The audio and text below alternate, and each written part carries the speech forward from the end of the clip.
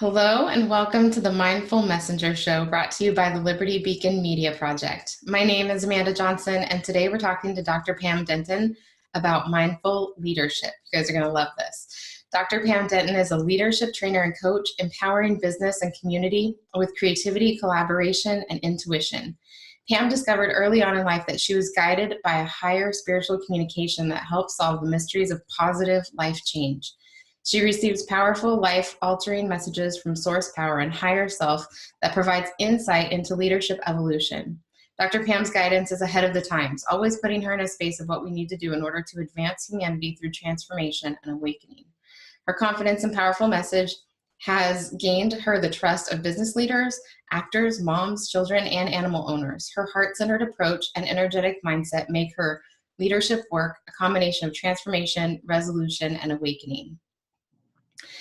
Author of On the Other Side, Messages from Spirit for Women, Pam is a dedicated writer, facilitator, and speaker on the topics of advancing life through higher understanding of our innate ability to change, evolve, and grow heart consciousness. Welcome, Pam. Hi, thank you for having me. Yeah, I'm so excited to be sharing this time with you, sharing you with this audience. I have been able to witness your journey for 8 years now. That was a long time. 8 or 9 years. Yeah, you were at my very first retreat. And I remember feeling incredibly grateful for your presence in the room, not just because I was excited to help you figure out how to share this particular message you were working on at the time, but because I did not know what the heck I was up to during that first retreat. It was at that retreat that I heard the voice say, actually, this transformation business is your real work. And I was like, oh my God, thank God for Pam, because she was helping people do breathing exercises, little yoga exercises. Like, you were such a gift to me in that room, remember? Yeah. I thought you were like, I was just in it with you. I'm like, oh, Amanda and I are doing transformation. This is great. And you know what? I love that that was the first experience because it gave me, I know that we're probably gonna reach topics about our industry and stuff today, but I had been in a space where there was that like guru energy before, and so it was really important to me that people felt like I was partnering with them. And so what I thought was really beautiful was that I was actually partnering with you guys in transformation. Like, we had a mindset guy and we had you and your yoga and breathing and transformation. And like, it was just this perfect dream team that had been perfectly orchestrated for me to get what I needed, you guys to get what you needed. Like, it was so good. So I have been watching you be intensely writing books and churning them out over the years. So I'm looking forward to having you share today about that journey. Where were you? When did it happen for you that you were like, I think I want to change the world with a message? I was in my chiropractic office in 2003, I believe, standing there smack dab in the middle of my office, and I received a message. A voice spoke to me. I love it when it's clairaudient, because that I call the voice like my voice that really changes my life and changes the world. And I just found myself saying from this voice that was telling me to become an author, I'm going to become an author. And I really have no idea how this came to be. Like, it just flowed through me, and I really didn't know what I was up against. We're talking about a time that I was a chiropractor during a time that we didn't have internet, we didn't have Facebook, we didn't have Instagram, I probably did not have MySpace yet. Like, I was literally practicing word of mouth and referral based. So, and I was practicing a very, very spiritual technique in an incredibly unawake, shut down town. Like, they had no idea what wellness was or chiropractic, let alone opening up the innate intelligence to let your spirit flow. So I do feel like that confinement, so to speak, was driving me to expand. It was like I was feeling pressed in on by the consciousness of where I was living at the time. And I do feel like that opened my spiritual flow and asked me to expand out. And that's where the author information came from. But when I stepped on the path, it was really blindly. So coming into your retreat was a huge gift for me many years later, because I really was battling the profession. Like, I didn't know how to step forwards next. And I didn't feel like my message was really fully having an impact. And your strategy specifically helped me get my story out to the world, which was very vulnerable and raw and real and worth it. Yeah, absolutely. I love what you just shared about, like, sometimes that constriction, that feeling of constriction is the call to expansion. Like, I really want the audience to hear that. Yeah. Because I remember being in someone's room one day, and I had been serving in that room for years. And I remember having a moment in the back where I felt really uncomfortable. And someone asked me, they could see it, it was visible. They said, "Why are you so," and I said, "I feel too big for the back of the room." And they looked at me like, "Well, that sounds like ego." And I was like, no, it's not like that. It's not like I want that position. It's just, I'm uncomfortable here. And this used to be my safe place. You loved it there for a while. Yeah. In the back of the room and like serving people and having everyone's back. And all of a sudden I was like, this isn't. And it was my time to like figure out how to get to the front of that room. So thank you for sharing that. That is a gem. So yeah, I didn't, like you, I was not a public speaker. I had taught fitness and, been in front of people, been in front of large groups of people, inspiring them to change. But I never saw myself as an author, public speaker. And it actually made me shake in my shoes to get in front of people and talk. But the author piece pushed me out on stage too. It made me step out and start talking to people in ways that I never expected that I could do, which was good too. Yeah. Were you speaking at all before you were writing, or was the writing the pathway to the speaking? The writing was the path to the speaking. It's we had to, in chiropractic school, speak in order to graduate. And we would, this is really humorous, we would speak to like senior citizen centers, and they would be sleeping or eating their lunch, and we'd be talking about subluxation and how to clear your spine so that you can live a healthier life. Now these people are thinking about passing and how they're going to survive the next couple years. And we're talking to them about clearing their spine and living fully. So it was an interesting audience to speak to. To talk about pressure to perform in front of an audience that's totally asleep. And literally they would be asleep. So it wasn't until I started writing that I realized that I am a public speaker. I love to be on stage. Once I get going, once I'm connected to my audience, getting there is usually a little bit of a push. So my messaging throughout the years with my writing has laser focused the speaking. Now I don't really even need notes. I just go, give me a topic and I can speak. Awesome. Yeah. So I know, because I've had some backstage experience with you that this writing journey has been it's been like this amazing quest to become a newer, truer version of yourself. And so I'd love for you to share, like, what were some of the biggest challenges that you faced as you were starting to try to get your message down on paper? I think that's it, getting my message down on paper. The first book that came out, I thought I was going to write The Secret. This was pre-you. So this was back in the chiropractic office. I wanted to write about the law of attraction and healing, but I had no idea in the world what my message was. So while I was struggling with the message, trying to pull it out with myself and being coached to do that, all of a sudden The Secret emerges and hits the world and like makes this huge impact. And I'm like, that was my book. But that was yeah, people can relate out there. You're working so hard to get this message to impact thousands, maybe millions of lives. And then all of a sudden, the book comes out and you're sitting there with yours and it's not complete. And that's what happened to me.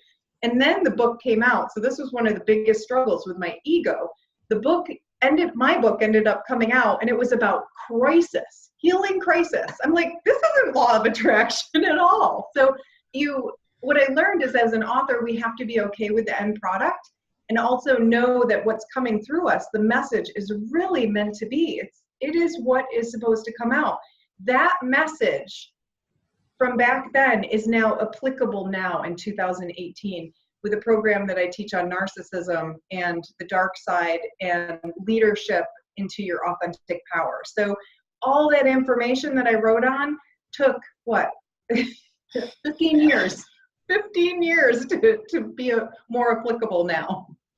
Yeah. Well, when you're getting information ahead of the time, that is how it goes. And it does feel frustrating. And there is timing to these messages. And, you know, I mean, I don't know how much of my actual coaching time is spent saying the delay is okay. You know, like there's the author delay because they're struggling through their own transformational process or whatever the case may be, right? They relationship stuff, something comes up.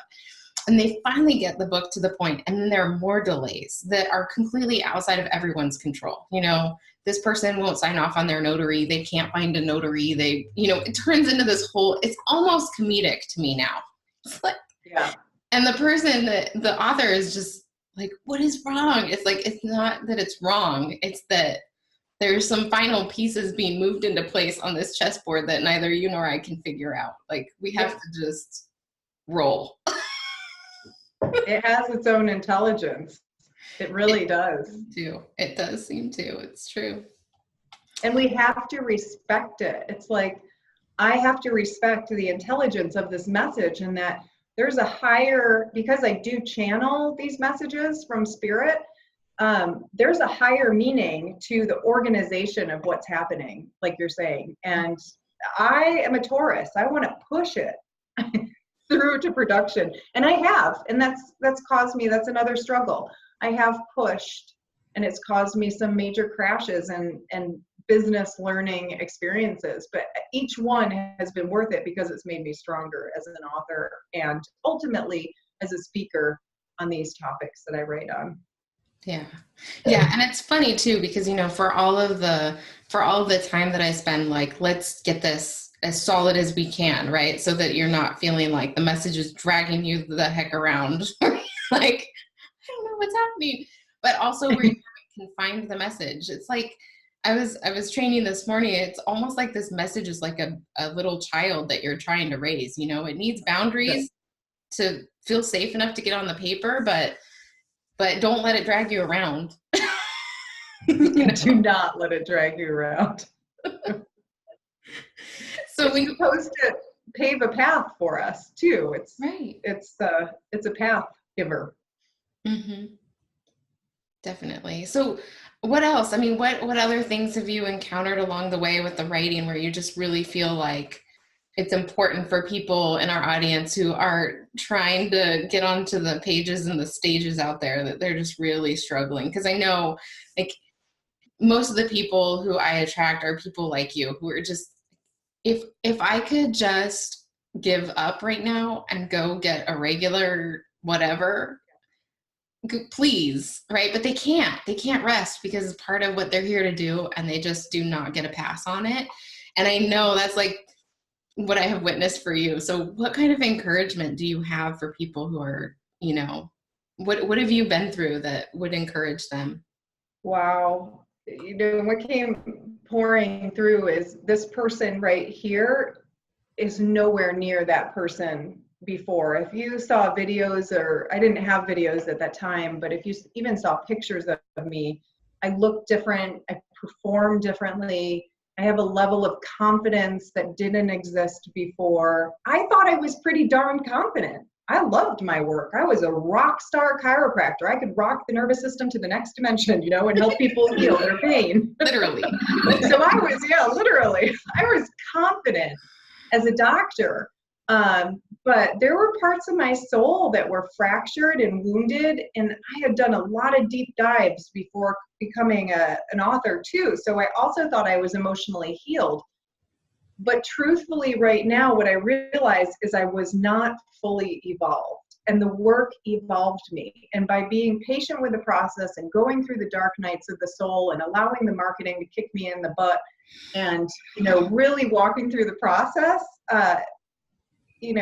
3, 4 books, one's a book training. So, and 5 trainings later, training programs, I am super evolved. And now I really feel like Superwoman, that I can take on this mission and not collapse and crash. I'll have crying spells, but they only last for 10 minutes instead of 10 days. So what you gain out of it is your soul's evolution and your ability to stand in front of that room and really inspire people to change on a core level, which is what the world needs now. So the encouragement is keep going, because there is a point in the journey where we turn around and say, wow, that was so worth it. And I am at that point right now where my clients tell me that I'm the real deal. I'm like, thank you. And I put in the man hours. Yeah, I put in the time, and you can feel it. And it doesn't matter where we are in the spectrum, because I was at the beginning and I'm still walking through this process, but every moment is a gift.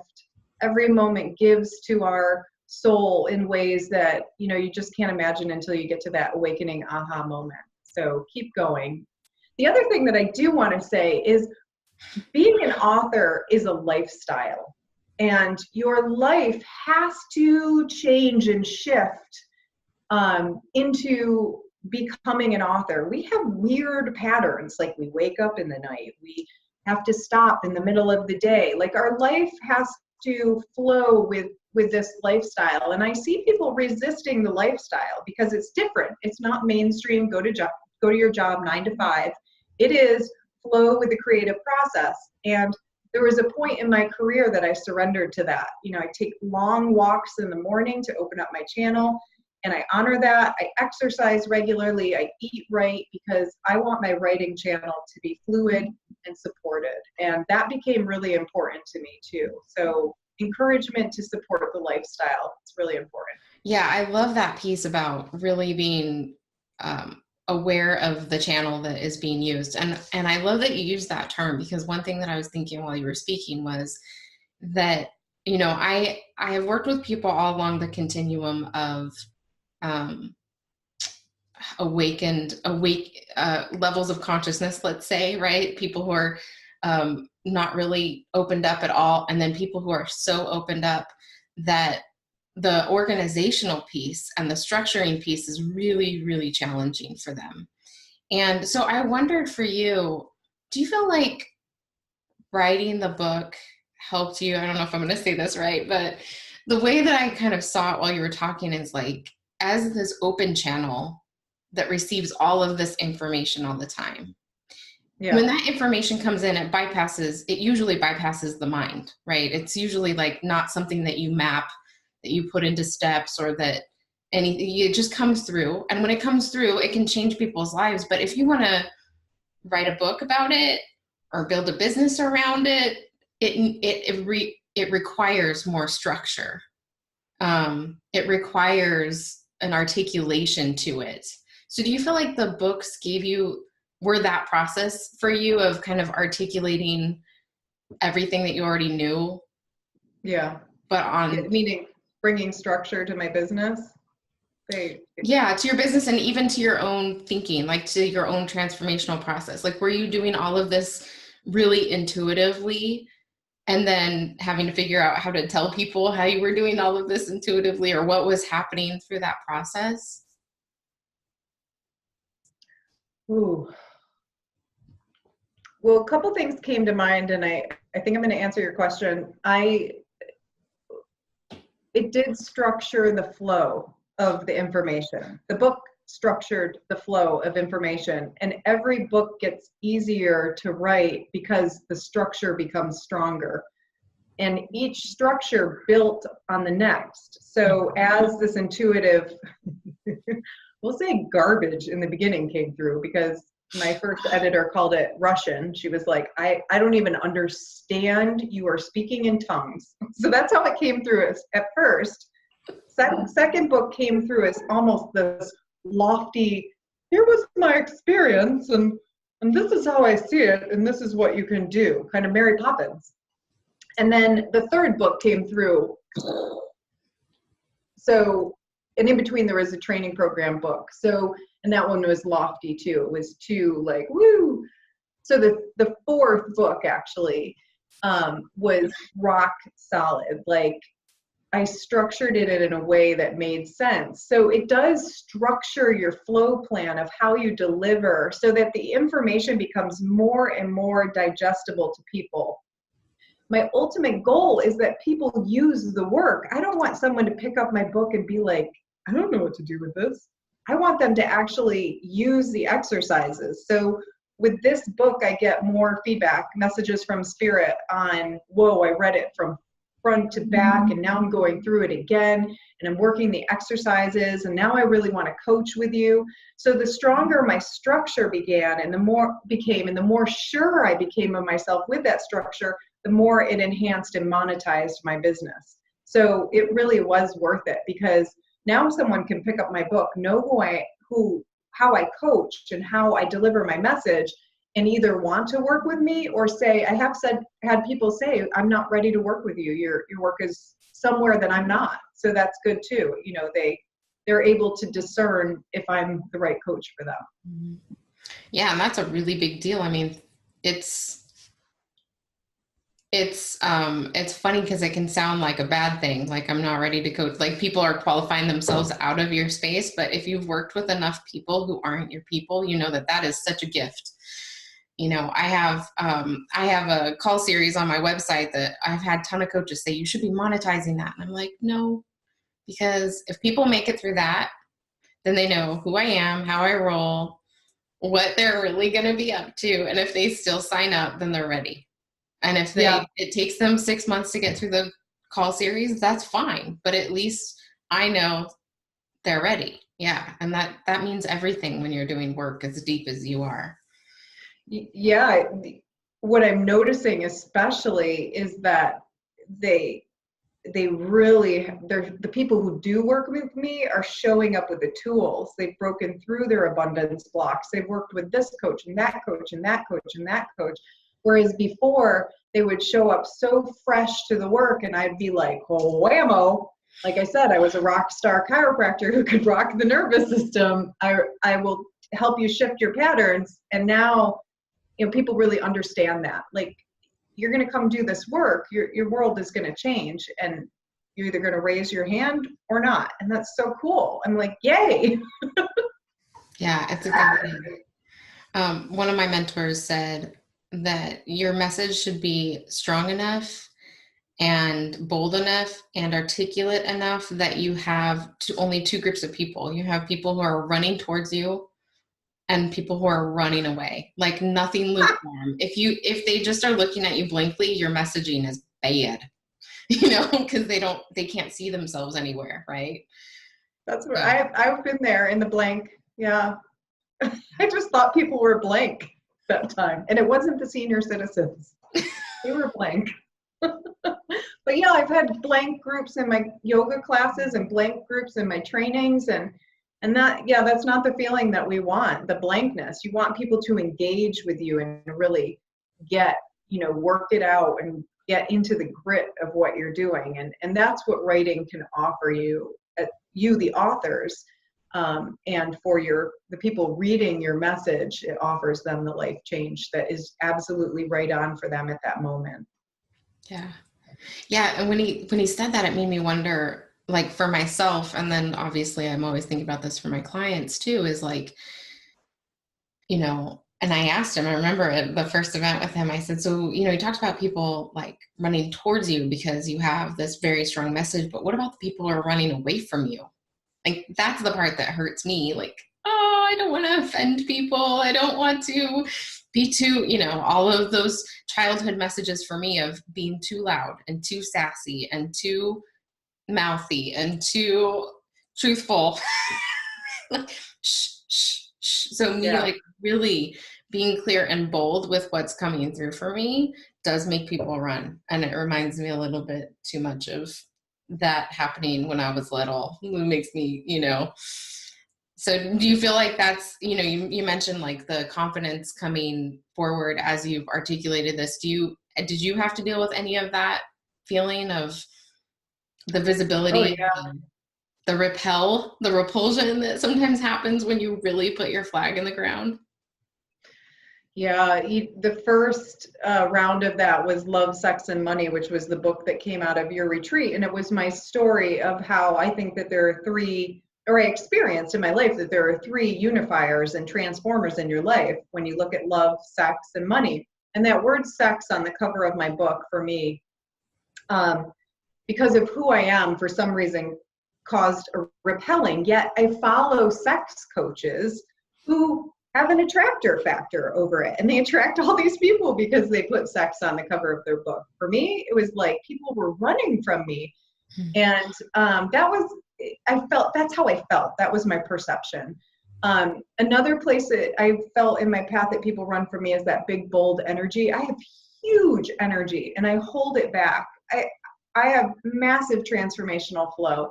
And for many, many years, I held it back to my detriment. And then I realized that if I could get the message correct to flow through, that eventually my bigness, my large, bold energy would be respected and honored. And I do feel that I'm at that place. For the encouragement to keep writing, and when people run away, they're going to other sources. You're actually sending them to other people. So the collaborator, creator, connector in me, which is a huge part of my personality, is like, oh, I just referred them to someone else because they're like, I don't like Dr. Pam Denton. I'm going to go over to Susie Q because her work really resonates with me. So it creates that contrast in our community of transformational authors in which people can go to the people that they like. So you're offering them the opportunity to still find the work. They're just not finding it through you, which can hurt. But Yeah, I think that is gratitude. Yeah. Yeah, if you decide to make it about you, I guess. Yeah. Oh, I've made it about me too. It's been like. Oh, me too. Me too. Just a few minutes before we got on the phone too, right? Yeah. Yeah, it happens. It's just a default. And so, so one thing that I know we've talked about in the past that I feel is really just unbelievably valuable information for people who are getting on this messenger path is to know that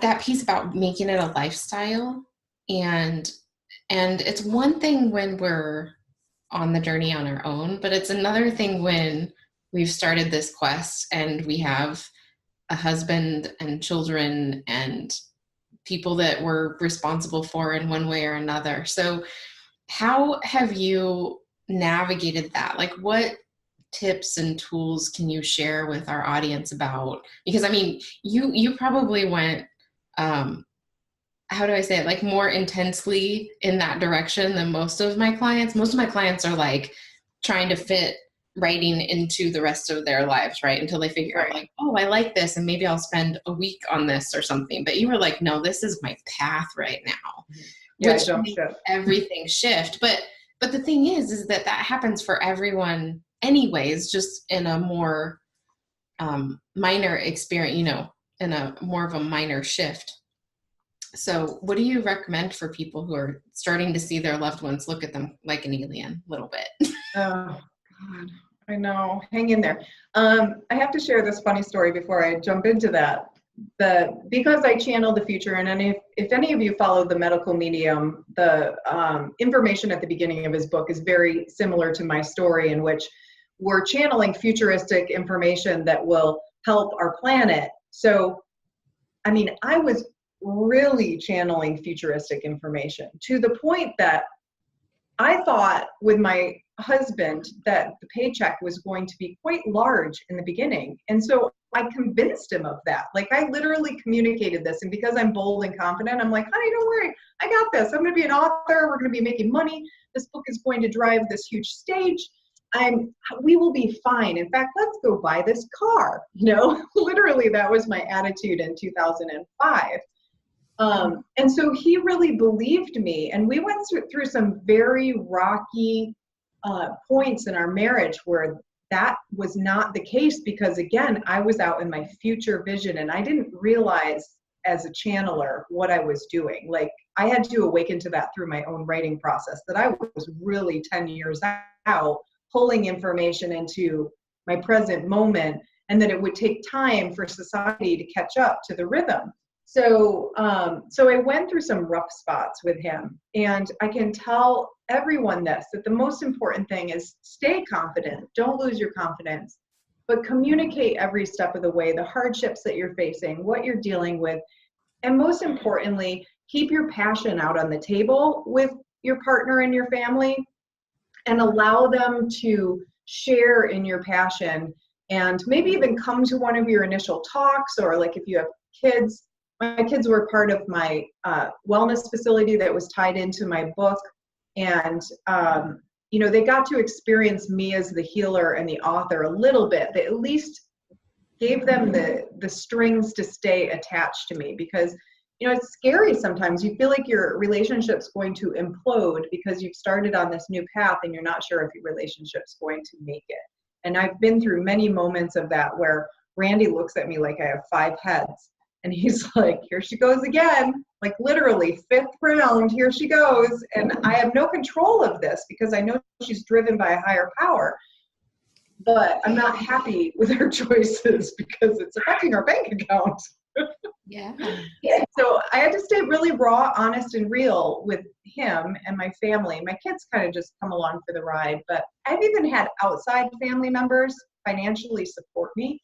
And boy, that's been tough. Like, asking them for money to support this process and believe in me has taken a lot of confidence, but they've walked with me every step of the way and kept their belief alive because I've stayed open in my communication. Mm-hmm. Yeah. There really is nothing like having, think about it. When you're a kid and your parent goes to work and you really have no clue what they're doing. Well, if you learn in school that this is what a lawyer does and this is what a doctor does and this is right, but what does a writer do, or what does a coach do, and why does she care about this so much that she would make the decision to work an extra hour when I really wanted to, right? Like all of those little things that they make stories up anyways because of our behavior. And so why not help them make the better story, the more, find the more accurate story. And I remember that it took, I don't know how many times I would tell some of the people in my life, like what I was doing. I'd come home, you know how it is, right? And you're just like, oh my gosh, today there was this lady and this happened and this happened. And they're just like totally freaked out by all the energy. And then they don't register it. And so there's nothing like bringing them into the space if it's a safe way to do that. And for them to be like, oh, this is why she cares so much. And then people go up to them and, oh my gosh, you're so-and-so is, do you know how great your mom is? Do you know how great your wife is? Like all of that, all those things really help. So I think that's a very valuable piece of information for our audience. I hope they use that. Well, yeah, and just to touch on that a little bit, the extreme nature of what can happen. My son's middle school teacher just last year said, I find it fascinating that everybody raised their hands and said, my mom does this and he didn't raise his hand, or my dad does this. And he didn't associate us with anything because we're coaches and we're always at home. We coach on the phone. I go off and do a gig and they know I'm doing I call it a gig, but they know I'm doing a gig or a training or a class, but they don't see that I'm attached to, like, I'm a lawyer. And so I even lost that doctor title. And then I had to sit them down and tell them that I was an intuitive psychic medium. I'm like, just a little chat over dinner. Just a dinner chat. And they're like, literally, this year they rolled their eyes. I'm like, I feel like you need to get caught up with what I'm doing because some of your parents, your friends' parents, know this. And, I think you should know it because I haven't caught you up on what I'm doing. So you can tell your friends I'm an author. You don't have to tell them I'm an intuitive psychic because we live in a pretty conservative town. So, pretty much everyone does insurance or this or that, and I'm different.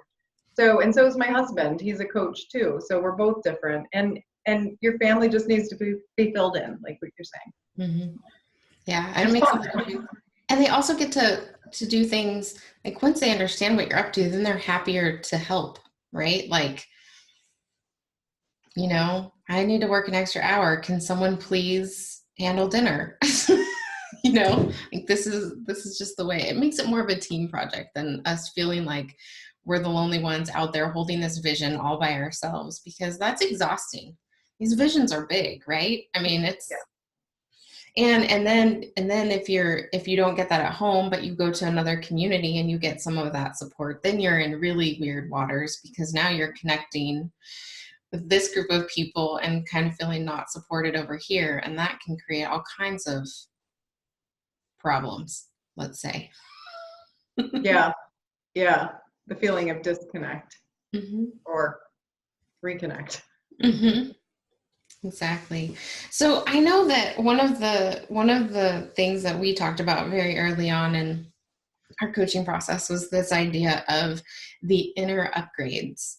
And I feel like this process of becoming an author and speaker and coach for you has really been a process that has pushed those inner upgrades along, right? Like really caused you to have to face them. But I'd love for you to talk a little bit about that with regard to like the nervous system and your chiropractic, like bring that all together so that our audience understands, like, this isn't just stuff that we're talking about conceptually and mentally. Like, this stuff is actually happening inside of our bodies. And I just love the way that you describe that. So I'd love for you to share kind of what that looks like and what your process is for helping people. So there are a lot of ways to talk about this. My most recent formula is through leadership, activating the inner leader, which is a neurological program. But what's really cool about our human evolution is that we all originate as a neural tube. So the first tube that's ever formed were tubes within tubes within tubes. So we are sacred spaces. And the very first tube that connects us to life is our nervous system. And then the rest of your body, you'd think that we were formed from the outside in, we are formed from the inside out. And your nervous system, everybody's nervous system, is tapped into spiritual energy. So whatever you choose to call that, source power, innate intelligence, we say as chiropractors, is our governing system. Now, within that nervous system are patterns upon patterns of habitual information that's been programmed into us. And the inner upgrade is about letting go of the old patterns that no longer serve our nervous system in our life and downloading or uploading new energies and patterns and ways of living that fully allow us to express ourselves in our authentic way, as an authentic leader, so that you can live fully in your power and not give your power away to negativity and negative influences. So all of my work is about destiny, purpose, living in your true power, connecting to that inner source power of your nervous system, and releasing the blocks that were given to you along your way. Like some of them are traumatic imprints, others are just nervous system patterns of being reinforced in the wrong way. We don't really say in our world, hey, who do you want to be? And how can I help you get to that authentic path? So a lot of the patterns in our nervous system are just garbage that's been dumped on us, and we're unsure of who we are. So an inner upgrade is a release of an old pattern that no longer serves you. What I call, it starts with a mind cleanse, a brain block cleanse, and then repatterning to live in a new way based on your destiny and your purpose. It's all wired through the nervous system. And that's what I love about what I found out as a chiropractor. It wasn't about back pain for me, although pain is a huge part of our consciousness that we can shift. It's really about living fully from a healthy nervous system and living our true potential. Yeah. And I remember the last time we chatted, we were talking about the nervous systems and the impact of our nervous systems on the world around us. So I would love to hear a little bit about that, because when you said that, it just like blew my mind. I mean, it's another way of saying something that I intuitively know, but when you brought it down to that physical level, that was really powerful. We are connected through our nervous systems. My nervous system vibes with your nervous system, and we can connect through this consciousness pathway because we are all coming from the same source. Everybody has the same nervous system wiring. So we're connected. And if I have a group of people and I touch this nervous system in a positive way, literally touch the body and give it energy, my dog's here because I'm touching her nervous system. And if I touch this body's going to respond. So the more I touch a nervous system in a positive way, the more the rest of the community around it is going to respond positively. Now, if I come up to that nervous system and give it a negative imprint, same thing is true, that people around could respond in a negative way. Hence, look at what's happening in our society. Like, there's a lot of negative waves of projection out there and conflicting, contrasting patterns that are affecting our nervous systems. A strong, healthy nervous system can actually block those conflicts. It can say, not mine. You know, an unhealthy, weakened nervous system with a weakened energetic field is just going to let those energies in and crash you. So the stronger our nervous system is from the inside out, the more we're able to protect ourselves from these waves of change that are going on right now in community. Yeah. And I love this piece of this idea of we're having some glitches again here. I love this idea too of the nervous systems syncing up. You know, like they talk about these, they call them the pets, the pets that you can get that like help you to calm down, right? People who are anxious or people who are dealing with trauma, and all the research that shows that the nervous systems actually sync up after time, right? Part of the reason why they help is because you're around something that is a lot more calm than you are. Yeah. Right. And so I love that idea of like not just the impact, but this idea of the importance of keeping our nervous system strong so that we're elevating. Like if we're syncing, right? If we're all syncing together, then first of all, what groups are we allowing ourselves to participate in? What environments are we submitting our nervous systems to in a really true and real way? But also knowing that that is an element of the leadership power that we have on all the levels, right? Like in our home and in our business and in our community. And it just the healthier the nervous system is, the more chance there is for a community to evolve like a family we were talking about before. If I receive upgrades to my nervous system and I keep a healthy nervous system, I'm going to then share that with my children. My nervous system, because I am the creator of the family, really has an impact on the other nervous systems. And messaging for the messengers is a way to clear your nervous system of garbage. It is probably one of the most powerful ways to dump information out of your nervous system that doesn't belong, and then get to the core of what does belong, and then strengthen that message. As you flow your message through your nervous system, it's sending neurological signals of self-awareness and self-recognition through your body into your writing and then out into the world. And that is a sync up too. It's like syncing up with the waves of the world. So you can imagine those waveforms too. I'm so glad that you brought this up. I'm so glad that you brought this up because I feel like maybe you can help me articulate this properly. So, you know, and I think this happened for you too. So I have a client who came to a retreat not too long ago, and she came in and she wrote through some very significant health journeys. One was infertility and the other one was cancer. And she wrote most of the book in the week. And so she was trucking through. I mean, talk about dumping stuff, right? Yeah. Like we had the candle lit and we had like intention that all this energy was going back to source, and which was amazing. But on the last day, she got the feeling that she had these chemo symptoms again that she hadn't had in more than a year. Wow. And she was just flooded. And so I've seen this over and over. Maybe you can help me articulate it to the world, like from a doctor neurological perspective of, it seems like when people start to push on the wires, the nerves that have stored those stories, that it like lights up the whole story, like including physical symptoms that they haven't felt sometimes in years. Yeah.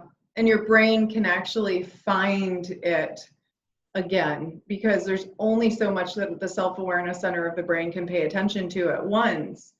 And that's why we have so much sensory nerving, because there's to our bodies, and the brain can only handle so much. This tree's low, like if you put into your nervous system. So she was flowing the story through her circuitry and her self-awareness center. That's sugar. Her self-awareness center said, hey, here's the story. And then boom, it hit all of her circuits. Yeah. And I always tell people, like, because they get scared, right? And sometimes if they don't understand that, if they're not in a situation like she was last week, where she has someone saying, oh, you're feeling like that, does this remind you of, and making those connections for her, then unconsciously people tend to like just stop the thing that made them feel that way, which was the writing. Yeah. And they wonder why they can't write the book. But it was starting to make them feel all of those things that they never want to feel again. So what, from that standpoint. Hold on. Okay, let's do this again. She's patterned. Oops.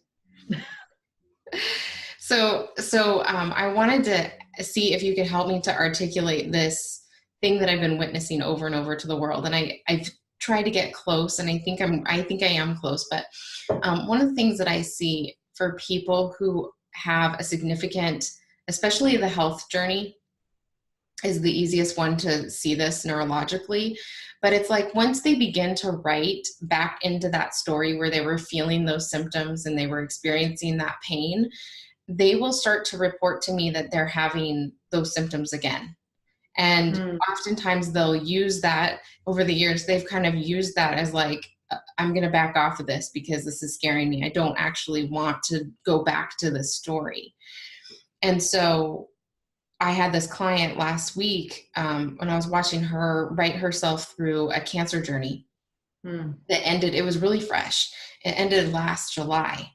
And so, but she's been really, really healthy since the chemo ended. And she did great over the whole week. I watched her just move a ton of energy. We used our energy practices to keep all the energy moving.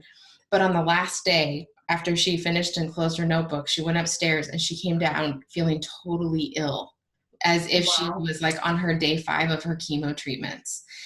And she was like, I don't know what's happening. And I was like, I do. You like completely pushed on this part of your story, your neurology. So how, like, help me understand, help the audience understand, like, when that starts to happen, whether it's through writing or some other medium, what is the best thing to do? Is it to back off for a little bit? Is it to write the heck through it until all the symptoms are gone? You know, what do you recommend? Yeah. Well, first of all, it's called retracing, and it's a function of the nervous system is that when you go through a trauma or a stress like chemo, it's an invasion to the body. You're pumping chemicals into the body, and the body takes it on and it handles it, and you make it through because we're strong and we're tough, but there's still a memory or an imprint that's stored in the nervous system, and that story stays stuck in the nervous system and kind of hidden because there's only so much that our nervous system can handle at that time. So when you do start to write about that and you get into the feelings of what you were going through, the body now has the time to process what it didn't have the time to process before. Better to process it than to hide it, because it will recreate itself until you do process it. So these hidden dormant pains or toxins or whatever could come out at some other time as some other expression. Like, so just to be clear, oops, you're talking about the potential of having the illness come back, not just the symptoms, an illness come back, or maybe in some circumstances where I've seen people writing through an old abusive relationship that they're over with now, and they have their Prince Charming in front of them, but as they're writing, their Prince Charming starts to act. Yeah, like a creep or whatever. Like yeah. a villain. Yeah. Okay, so the world will start to mirror what needs to be finished out, and this is called completion and resolution. Full resolution is a full completion of the story energetically, bioenergetically, through the complete transformation of the process. A lot of people leave transformation because it becomes too hard, and I don't agree with this.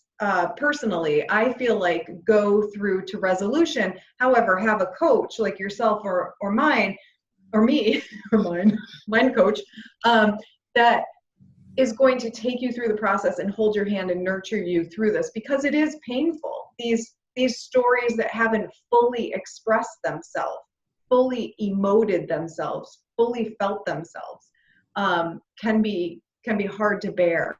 But yes, to answer your question, going through it to completion, and you will know completion because it's like, I'm empty, I feel freaking fantastic. Like, that's resolution, that's completion. It's like childbirth after the baby comes out, that's resolution, and you're like, oh. So reprocessing these stories is so healthy for the body. It strengthens the nervous system. It builds a higher emotional intelligence. It builds a higher spiritual intelligence. The next stage beyond resolution would be awakening to spirit and allowing yourself to be guided in new ways. So to go through these transformative processes is the upgrade, and it's really important, but it's pushing through that retracing that's hard. And that's where the energy techniques and the breathing and neurological emotional reprocessing can help with a practitioner. And this self-awareness, self-reflection that happens, because it is part of the brain, it's the inner brain reflecting on the story that's happened and really feeling it to completion, is what I teach in leadership, that we need self-reflective, self-aware leaders. When you are not self-reflective and aware of the stories and the integrity of who you are as a human being, things fly out of control and life controls you. When you have self-reflective, self-aware capabilities and you can go through these transformational processes as a leader, you become clearer and stronger and more spiritually aligned and more loving and more heart-centered. And this is what world change is really about to me. It's not about the heady transformation, it's about the inner body neurological transformation, and getting this to our kids and our colleges and our institutions and businesses where we build self-reflective capabilities into our leadership. So a person who's in a messenger situation writing through a story, it's really important to get to the other side. And once you do, the symptomatology the nervous system will clear it. It'll be like, boop, clear. Getting through is the hardest part. It is. And acting it out, like actually getting into it and feeling it, is really important. Like engaging in it. And that's where coaching comes in. Like you, Amanda, say, I want you to dive into this deeper, go another layer deeper, go another layer deeper, because we know, we've done it already, that the deeper you go, the easier it will be to release the story. And then it'll just be on the pages of your book. And when you get up to speak, it'll be fluid, and you'll have the transformative process shifting your audience. Yeah. I get excited about it. I hate to see people go through it. You know, it's like hard to watch. It's hard for me to go through it, but I know what the end result is, which is, woo, vibration, higher vibration. Yeah. It is hard to go through. It is hard to watch.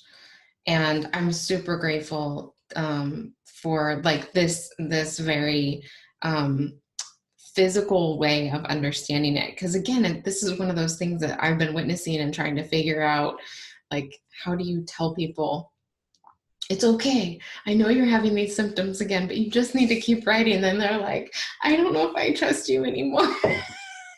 I know, right? Yeah. And that's the knowing the nervous system piece overrides what I just said, that it's hard, like the angst of watching someone go through this as a coach. But we know in our higher self that this is going to get you through so that you are healthier and stronger and you never have to go through this again. It will go to completion and your soul will not have to do this again. So you really can complete the story by writing through it. And I've completed a lot of crappy stories of pain and hardship. Me too. Woohoo! Yeah. Well, thank you so much for sharing all of this today. And, I always ask, I feel like you've already shared so many gems of wisdom. And, the reason for this show is because I've been watching people take on this messenger journey and feel like, they either have to be in like super duper guru expert mode, or they have to be their super messy selves. And so my goal is to show them that we can be masters at our crafts and also messy to get through these old stories and just realize like this is part of this whole process. And so but for me, it's really important that I have these practices that kind of keep me focused on what the real work is. And so for you, what do some of those practices look like for you that kind of keep you in your center and grounded as you're writing, as you're building a business? They've evolved over time. I used to use yoga a lot, like asana yoga, and now I use deep, deep, deep breath work channeling. So there's a specific type of deep channeling breath that I use that I've developed over the years through many years of breath work. And this breath and communion with my higher spirit guides is really what gets me through. And I do that in the woods too. So I'll walk and meditate and pull in energy from the universe. I use a lot of universal prayer, I call it, but non-denominational prayer, where I'm asking for my higher source powers to guide me in this process of being a messenger and a transformer on the planet during this time. It's a tough time to lead spiritually. So there are a lot of challenges, but using your breath, getting with experts. Like I have a team of people, and sometimes, when finances get tight, you can find ways to work it out with your community. Paying is really important for your journey, and showing up and actually going into programs that you feel like are really good. And then there are other ways that you can negotiate work within your community that we support each other. And so working with the ebbs and flows, that's another practice of meeting people who can help me and collaborate with me and help me on this journey, like building a community and a team. That's part of, it's not really a practice, but it is. It is a practice. It is a practice, actually. I never thought of it as a practice. Yeah. I mean, just the practice of staying connected to people, Yeah, that's it. Right? Just like having moved from Southern California to here to Oregon now, like it is practice because I don't get to see them as often. It's not built into my schedule that way anymore. And so, it's like staying mindful and connected to the people who have supported me and who I've been able to support. Absolutely. Well, Yeah.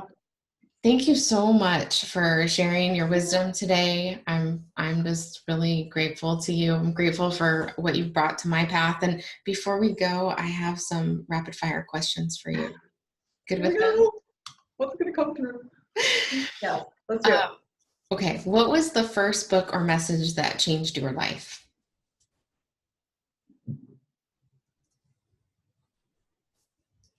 I'm going to shake this one up a little bit and go to the roots of my work, which was the message about the nervous system and evolving the nervous system through the rhythms of care. So the book was The 12 Stages of Healing by Dr. Donald Epstein. the practices, somatorespiratory integration, and the tool was giving me the tool of my breath-body connection to navigate my own transformational process. And the learning process that is this, we can upgrade our nervous systems through breath and brain awareness. It was huge for me. And your favorite book? My favorite book, I post it all the time to Facebook, is called Creating Money. And it is this handbook that I've carried around with me for years. And it's like you can flip it open and just go to a page that's about abundance and work and exercise. So I use it intuitively, and it's usually like in my office, or I tuck it in my bag. And I literally have been carrying that book around for 16 years. It's not even ragged or anything. It still looks the same. And I use it all the time to stay in the flow of the universe and the abundance process. Awesome. And how about your favorite messenger? My favorite messenger. Oh my gosh, there are so many. Well, you know what? I'm going to use this moment to give you accolades. So it's Amanda Johnson.